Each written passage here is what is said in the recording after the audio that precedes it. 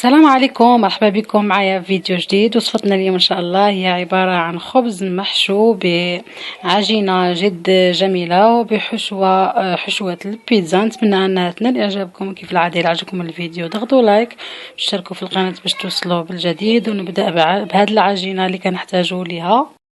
لدي هنا 500 غرام من الدقيق الابيض، نضيف لهم الملح حسب الذوق. انا سأضيف ملعقة صغيرة وملعقة صغيرة من خميرة الفورية وياغورت بوزن 110 غرام طبيعي بدون سكر وملعقة صغيرة من البيكنج باودر أو خميرة الحلويات. نمزج كل هذه المكونات جيدا حتى تتدخل المكونات في بعضها، ثم نضيف الماء الدافي شيئا فشيئا حتى نحصل على عجينة رطبة ومتماسكة. الآن نضيف الماء الدافي شيئا فشيئا مع العجن. بعد الدلك والعجن الجيد نحصل على عجينة بهذا الشكل كما تلاحظون. الآن سأضع عليها بلاستيك غذائي وأتركها ترتاح لمدة 30 دقيقة، ثم نقوم بتشكيل العجينة. الآن بعد أن يرتاح العجين لمدة نصف ساعة نرش القليل من الضغط، جمعها بهذا الشكل،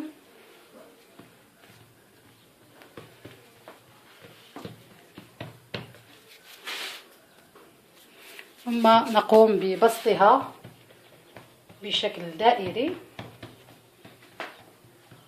يسهل بسطها بدون استعمال النشابة أو المدلك لأنها رطبة ومدلوكة جيدا.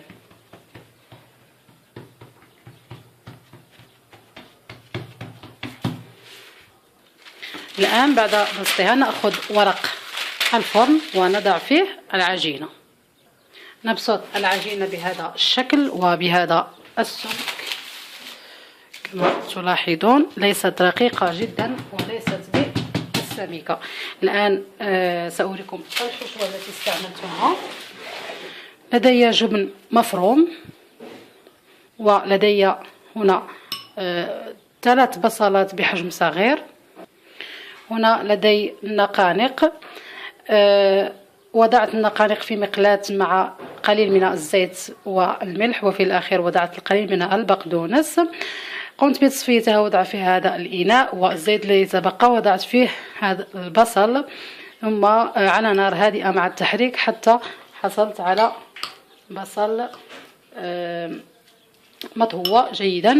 وهنا لدي الطماطم أو صلصة الطماطم بقشر الطماطم. ستجدون رابط الفيديو عن طريقة تحضيرها، الفيديو الذي وضعته أمس، ستجدون الرابط. الآن نبدأ على بركة الله. هنا سأقوم بوضع دائرة، ولكن ليس على مقياس هذا الإناء، بل سأخذه لأخذ يعني دائرة تكون بقياس جيد وبنفس قياس الدائرة بهذا الشكل. ولكن هنا لن نقطع الدائرة، بل وضعت يعني كعلامة فقط. الآن سأقطع بهذا الشكل.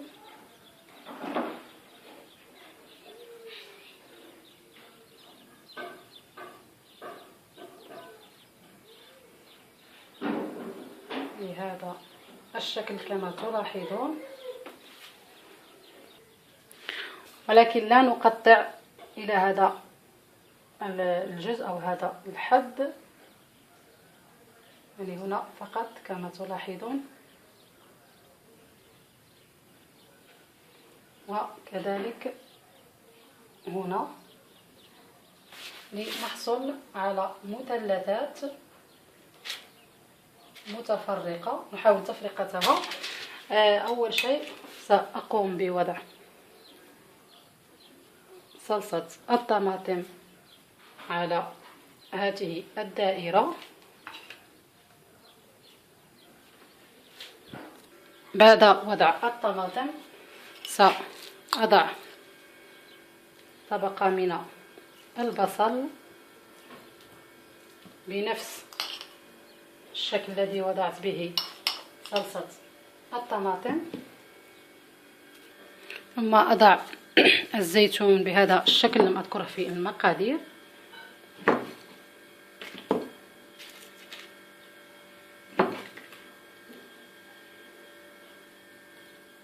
ثم نضع قطع النقانق التي قمت بتقطيعها ووضعها مع القليل من الزيت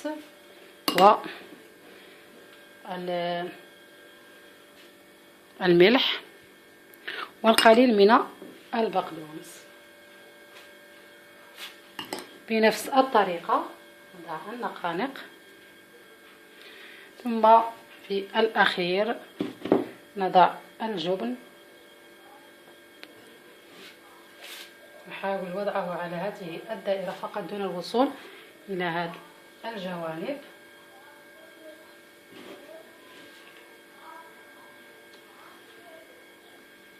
الآن هنا نحاول أن نأخذ كل مثلث على حدة بهذا الشكل، ثم نأخذه ونضعه تحت العجينة بهذا الشكل، ثم نأخذ المثلث الثاني. لأن العجينة طرية كما تلاحظون فالتصقت كل المثلثات، ولكن بحذر نزيلها بهذا الشكل. نحاول وضع العجين تحت العجينة نفسها بهذا الشكل. أتمنى أن تكون طريقة الشرح واضحة. ثم بهذا الشكل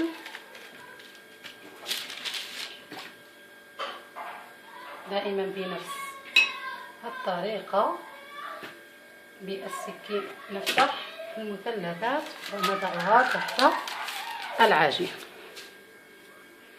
نأخذ أصفر بيضة مع القليل من البياض فقط، سأضيف عليه القليل من الخل. الآن سأقوم بمزج هذا البيض، أصفر البيض مع الخل. تركت فيه القليل من الأبيض لكي يكون سائل، لأن إذا وضعنا الأصفر فقط لن يكون سائل، أما إذا وضعنا بيضة كاملة فلن نحصل على اللون الذهبي الذي نريد. الآن سندهن هذه المثلثات جيدا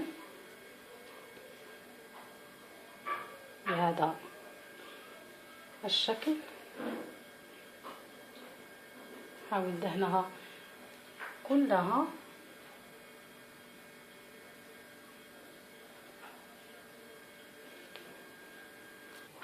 الآن بعد دهن المثلثات بأصفر البيض سأخذ حبيبات الخشخاش أو حبيبات البافو وأضعها بهذا الشكل على المثلثات. إن لم تتواجد حبيبات الخشخاش ممكن استبدالها بحبيبات السمسم أو الزنجلان، كذلك بالحبة السوداء.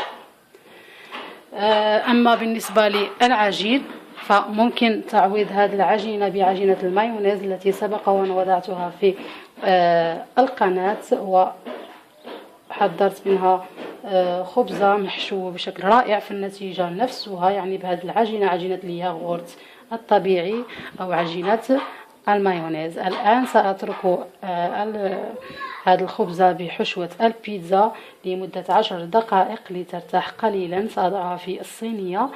بالمناسبة أنا وضعتها على ورق الطبخ لتسهيل عملية حملها على صينية الفرن.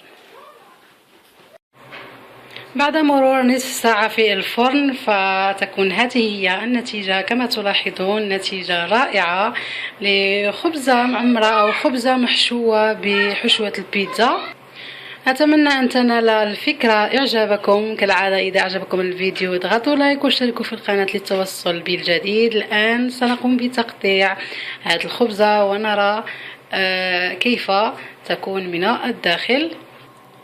يكون هذا هو شكلها من الداخل، فالعجينة رائعة تصلح للبيتزا وللبرجر ولكل العجائن تماما كعجينة المايونيز التي سبق أن صنعت أو عملت بها خبزة محشوة كذلك وخبزة عامرة كذلك. يكون هذا هو شكلها من الداخل. هذا هو. صراحة أتمنى من كل قلبي أن تجربوا هذه الوصفة لأنها جدا رائعة رائعة تستحق تجربة. وكالعادة أشكركم جزيل الشكر من كل قلبي على التعليقات الجميلة. شكرا لكم ودعواتكم لي بالتوفيق، والسلام عليكم. الفيديو ماجي إن شاء الله.